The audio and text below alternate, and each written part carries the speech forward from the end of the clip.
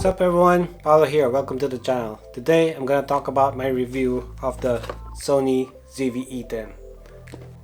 I've had the camera for a couple of months now, so I'm gonna talk a bit about my background and my experiences with the camera feature and the pros and cons. The Sony ZV-E10 is one of the top rated budget cameras. I got this for 1298 New Zealand dollars. It's around 788 or 798 US dollars in Amazon. Links in the description below. I had several goals in mind when I got this camera. I wanted a creative output, learn some skills shooting videos, improve the content of my channels, and I also wanted to sell some of my videos and pictures for passive income. Let's go over the camera features. The camera is a mirrorless and has interchangeable lens. It has a 24 megapixel APS-C CMOS sensor, a 425 point fast hybrid autofocus, 11 FPS burst mode, there's object tracking and real eye detection autofocus. Let's start with the build. It's light and compact, the body is well made. Body material is a mix of magnesium alloy. However, because of the plastic material on the body, it gives it a non-premium feel. It comes in two colors, white and a traditional black. I like the soft touch grip to the right side of the camera. It allows you to easily hold it with one hand. On the top here we have the multi-interface shoe. You could connect a flash, a wind diffuser, or a mic like the Rode shotgun microphone. For the microphone, it has a built-in stereo microphone, which is a 3-capsule directional microphone, and it works well when you're in front of the camera and when you're kind of shooting indoors. The camera comes with an extra wind diffuser or a rabbit's foot or a dead cat, whatever they call it. You just slide it in the multi-interface shoe, which works great for outdoor shoots if you want to diffuse some of those wind noise. On the side here, flip that open and there's a 3.5mm slot if you want to use an external microphone. For the other ports, there's a 3.5 serial mini jack slot for plugging in a headphone. We have a multi-purpose USB Type-C port used for charging, transferring data from the memory card to your computer, or connecting to your laptop for USB streaming. Another cool thing is you can record while this is connected if you do not want to run on battery mode. Then on the controls app here, we have the zoom rocker. It's multi-purpose as well. If you're in any mode, camera or video, it could be used for zooming in and out. If you're previewing photos, you could toggle the views here and change views in the preview screen, which also has a calendar view.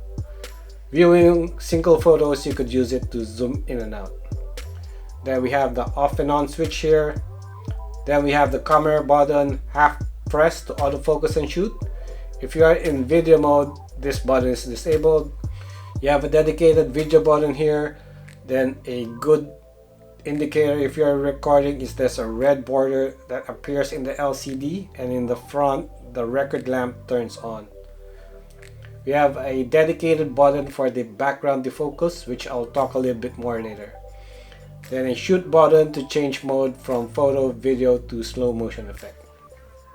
As I mentioned, this is an interchangeable lens. There is an option to purchase the body only, but it normally comes bundled with the kit lens. The kit lens is the 16 by 50mm f 3.5 to 5.6. This kit lens is a little noisy when zooming in and out, and sometimes could be heard when you're capturing videos. Now for the controls and menu system, the top button here is the menu system software. It is very comprehensive and has so many hidden features. It would take a couple of hours just going to what each setting does. It's a bit of fiddling around with the scroller, the function, and the menu button to work yourself around the menu system. Then the function button here is multi-purpose. Use it to access the settings to adjust your pictures or video. It could also be used inside the menu system to move through the different tabs. Then you have a scroller wheel here with the button in the middle. The play button to access your photos and videos. Delete button is multi-purpose. It could enable and disable the product feature mode. And then we have the articulating screen. I like the 3-inch screen. It has a very angle and it's very handy as there is no viewfinder in this camera. I can flip the LCD around for a selfie. When the camera is down low, you could tilt the screen to face yourself, which is pretty cool when you're taking macros or odd angle shot. One downside is the camera is not a full touch menu. It has limited touch capability, which I have found so far works on object tracking. You could also tap the zoom when you're previewing photos and hold down to move. When shooting outdoors, it's kind of hard to see the LCD screen, especially when wearing polarized sunglasses. And for the video mode, you could shoot at 4K at 30 FPS, though it would be cropped. And then you could shoot 4K 24 FPS. This one's not cropped. Full HD or 1080p support, shooting up to 120 FPS. I found out that the memory card support UHSI if you wanted to shoot at 4K 24 FPS at 100 megabits. It's also capable of shooting vertical video, which is pretty cool. This is used for shooting your TikTok or YouTube short. There is a rolling shutter issue when you're shooting in 4K. It seems that it could be fixed in post. And then we have the product showcase. As I mentioned, a quick autofocus transition happens when something's in front of the camera.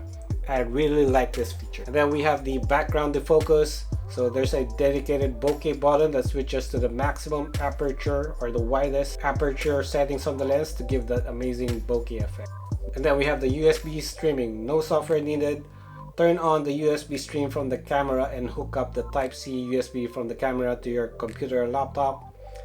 This replaces the default webcam for FaceTime, Google Hangout, Teams, and it's super clear. I tried to connect the Sony ZV-E10 to an iPad to see what would happen, but it's not supported.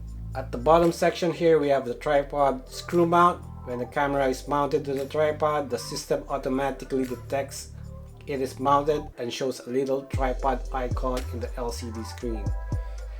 It does not obscure the memory and the battery slot.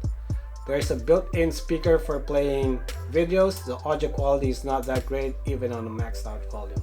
Then for the battery, we have the NP-FW50. It could shoot 125 minutes video and shoot 440 images. There is a power brick that hooks up to the USB Type-C for charging this camera. There's no separate charger for the battery. I recommend to get an extra battery or a power bank. And for wireless and sharing, Wi-Fi connectivity to transfer your files to your mobile device for sharing. The setup is simple. Download the Imaging Edge mobile app. Then you can transfer your files from your camera, and you also have the ability to control the camera from your mobile phone to take pictures and video. Another cool feature of the camera is the soft skin effect. I found the soft skin effect great when taking vlogs. I can set the effect from low, medium to high, and this one would make you look a bit younger. So I wish the camera had a viewfinder. Everything now is touch enabled, so having a full touch optimized menu could have been great. When using the object tracking, the touch menu to cancel the tracking is not as responsive. The easiest way is just to disable from the physical circle button. In the menu system, it's not very intuitive why a menu is showing disabled. Some menu gets disabled depending on which mode or setting has been configured for the camera.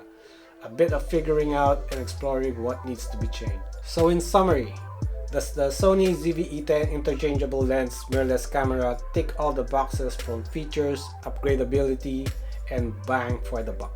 It does. Really can't complain much about this camera from the purchase price and features, and coming from my background of just having a phone, this is a big upgrade. Overall, I'm happy with the purchase, and the fact that it's cheaper than the ZV-1 and the A6400 kind of blows my mind. The microphone works great for indoor blogging need, but definitely needs an upgrade. So hope you like this review. Hit the comment section below. Thumbs up, thumbs down. Please subscribe to my YouTube channel.